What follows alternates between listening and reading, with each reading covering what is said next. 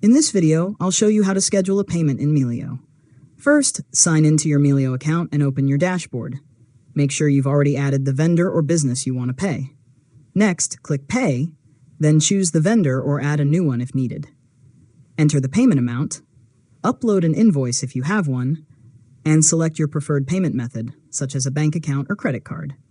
After that, choose the payment date or schedule payment option, and select the date you want Melio to send the payment. Review the payment details, including the recipient, amount, payment method, and scheduled date. Now confirm the payment. Melio will process it automatically on the scheduled date, and you can monitor its status from your dashboard. If necessary, you can review or edit the scheduled payment before it's processed, depending on its current status. Finally, check your payment history to confirm that the payment has been scheduled successfully and monitor it until it's completed. And that's it. You've successfully learned how to schedule a payment in Melio. If you found this tutorial helpful, make sure to subscribe to Learn Mode Lab for more tutorials.